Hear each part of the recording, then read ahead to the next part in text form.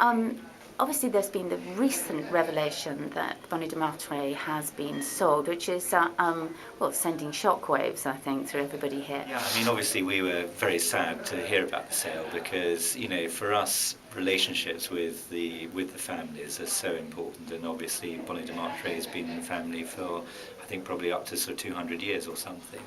And when you suddenly see that land values are reaching this, I mean, we don't know the exact figure it was sold for, but approximately, say, 10 million euros a hectare. The implications are, can these traditional small family domains continue?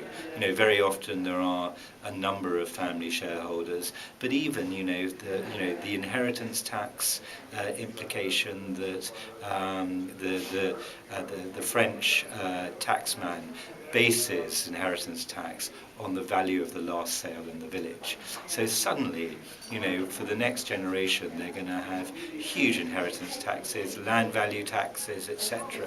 So it's a massive worry whether the tradition of the small family domains can really continue, and we're going to probably see more and more external investors buying at what we, quite frankly, see as ludicrous prices. Yes. Yeah.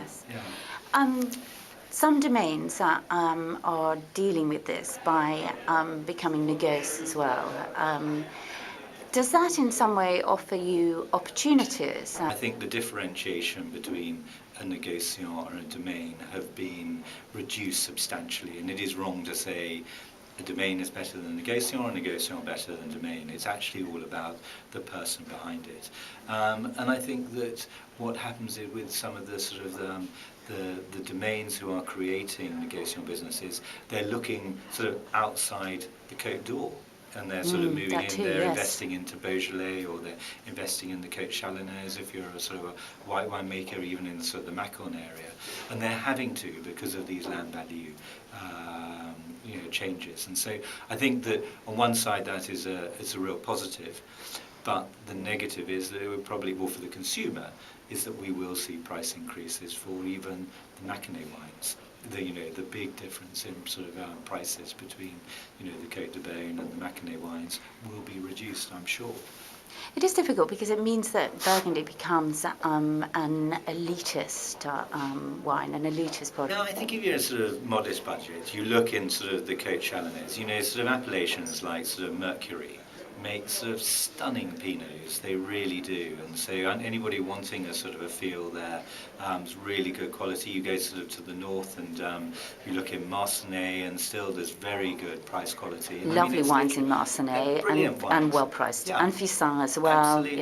Yeah, and they're sort of very close. I think that in nice vintages such as 2015, you get some of the Haute Côte wines, the Haute Côte de Nuits, and they're really beautiful examples of Pinot Noir. And the same in, I think that for the whites, we've talked for a number of years of the value in Chablis.